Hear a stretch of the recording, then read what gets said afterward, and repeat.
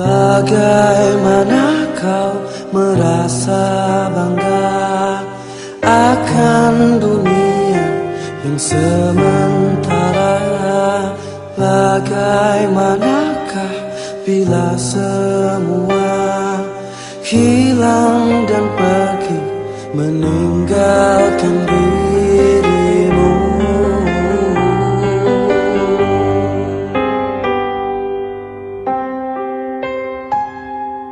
Sampaikan materi tentang bagaimana pengurusan terhadap jenazah.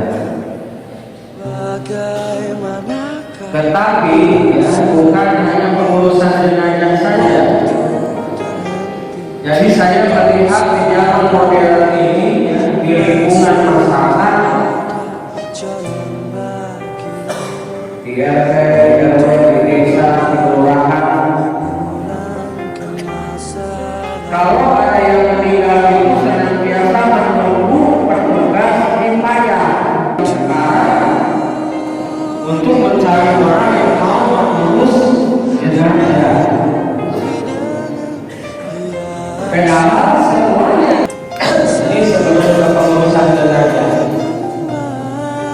ini perlu diketahui yang namanya sakaratul maut beda. Kita semua ingin ya, ketika sakaratul maut itu dimudahkan sehingga di dalam setiap sholat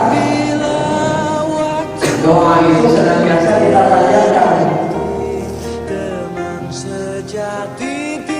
Jadi kalau kita ya, minimal ini bisa kita terangkan kepada keluarga kita sebelum kepada masyarakat, karena tidak seorang pun yang mengetahui kapan kita akan meninggal. Tetapi kalau kita sudah melihat tanda-tandanya dekat ajal, dia sudah tidak sadar, dia sudah tidak mengenal siapa gua.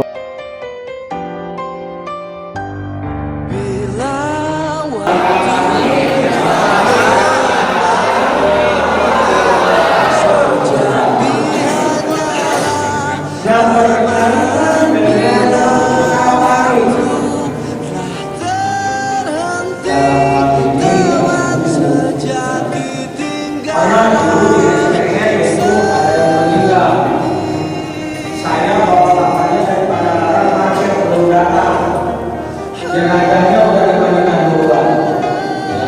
Siapa lagi misalnya? Kenapa? Kalau memandikan jenazah itu harus disiapkan dulu kain. Kain kapalnya sudah siap, baru jenazahnya dimandikan. Dia kedinginan, orang bisa bawa dingin, dia dimandiin dulu. Bila udah dimandiin, digeletakkan lagi di tengah rumah. Nah ini yang tidak boleh terjadi. Dinginkan pasti ya.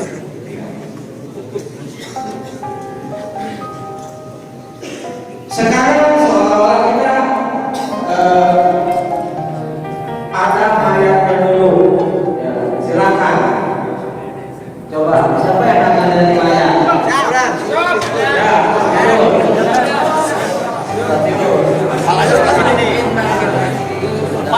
Ya, celananya mah nggak usah, bisa aja. Bawa aja itulah. Kita boleh coba dulu bagaimana kita memotong kain kapan? Coba satu orang berdiri di sini. Ya, betul, bro.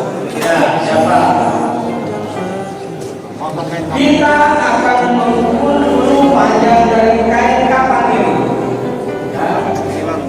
Jadi diukur tinggi si mayat, dilebihkan ke kaki 2 jengkal, ke belakang 2, ke kepala 2, tujuannya untuk apa? Untuk bikin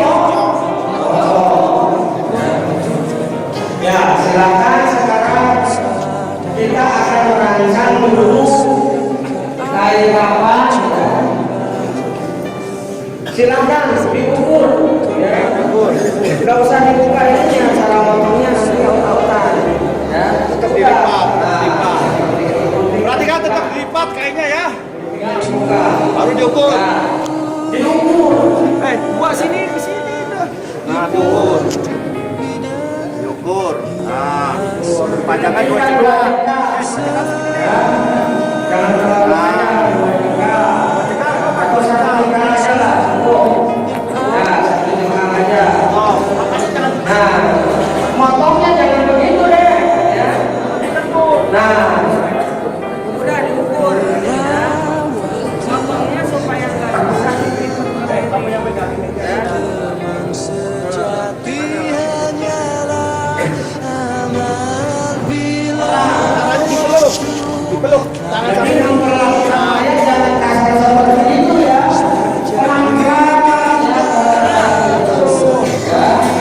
Ya. Ini dari tempat pemandian dipindahkan kepada kain kapan yang tadi sudah disusun. Nah itulah tujuannya. Ya. Kain kapan disiapkan, baru dimandikan.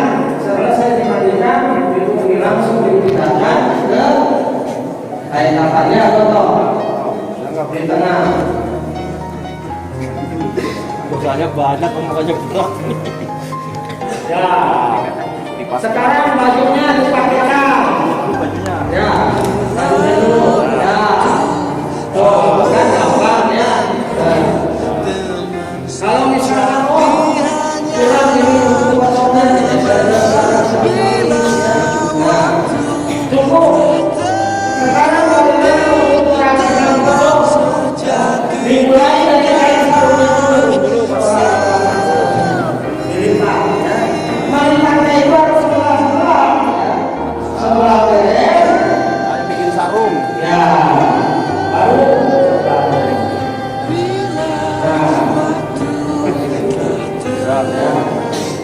sama ya. Menentukan kain yang kapannya juga sama ya. Supaya kencang ya.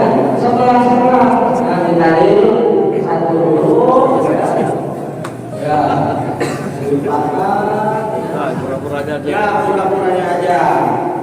Ya. Satu lagi dikit. Satu lagi. Ya. Pelek aja kamu, jangan merem. Ya, sebelah-sebelah. Ya. Satu lagi. Dua. Ikat aja jangan ke bawah. Ya. Tuh, pas ya. Wah, lebih gede.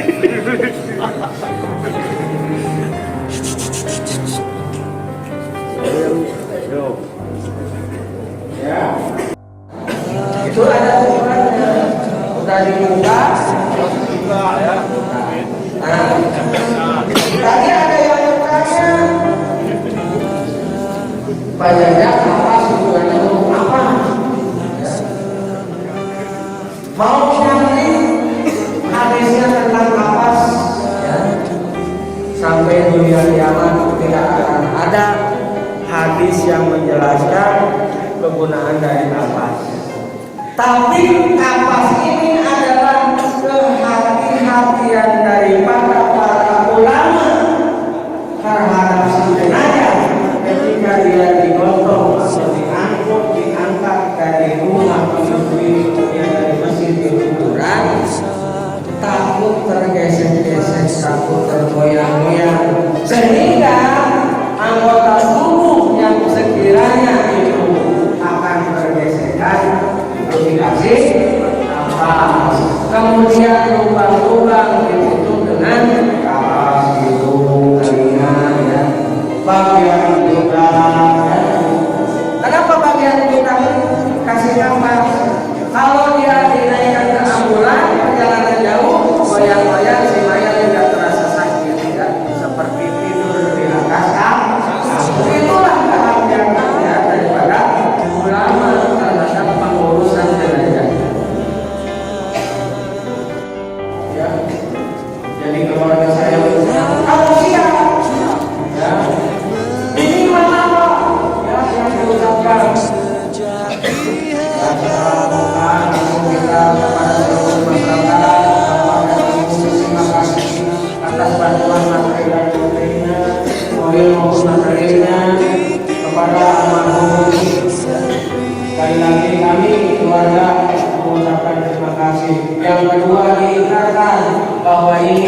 Ismail adalah muslim yang baik. Oleh itu kan diaminkan itu menjadi doa. Setelah itu penutupnya, apabila semasa hidupnya Ismail punya utang piutang, silakan diselesaikan kepada ahli warisnya. Selesai. Digotong, ya, potong ayam.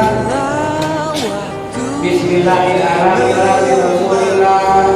Boleh lengkap. Bismillahirrahmanirrahim. Sallallahu alaihi wasallam.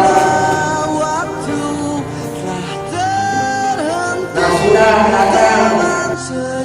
Kalau kata ahli warisnya saja, saya tuh pengen ditalkinkan ini mayat.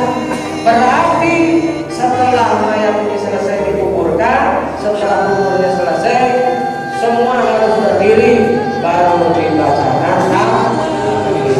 Kalau tidak juga nggak apa-apa. Ya, kita sebagai aparatur pemerintah jangan menjadi pertentangan di tengah-tengah masyarakat. Kita harus fleksibel. Ahli warisnya mau ditalkinkan, kita bangga kita talkinkan. Kalau ahli warisnya tidak, nggak apa-apa, nggak usah. Selesai. Tuntunan bagaimana menurunkan mayat, bagaimana doa ketika mayat dimasukkan ke liang lahat, itu sudah ada di doanya di situ semua. Tapi yang jelas, kalau kita tidak hafal doanya, ya, minimal, ya, setelah menurunkan mayat dan memasukkan mayat ke liang lahat itu, kita jongkok itu sambil berdoa setelah menurunkan padung itu. Bismillahirrahmanirrahim. Hei bulan mudah-mudahan anjir bisa jadi ahli kubur, sing tenang sing betah dia jadi ahli kubur. Insya Allah ke ahli kubur. Saya tak lo ternyata. Kamu orang tak lain-lain ucap saya tak memang begitu. Hei bulan anjir mudah-mudahan aja sing ditanya Allah sing tidak ada tinggallah sepi.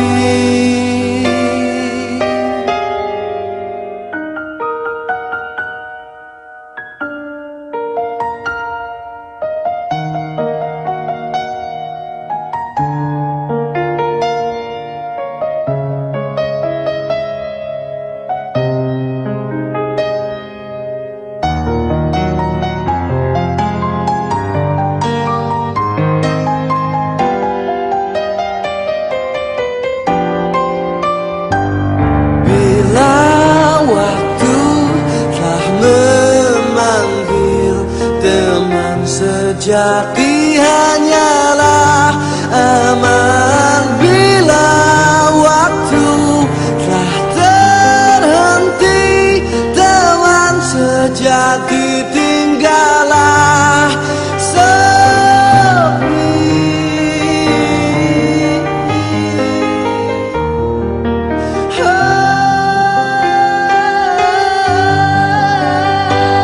Bila waktu telah terhenti, teman sejati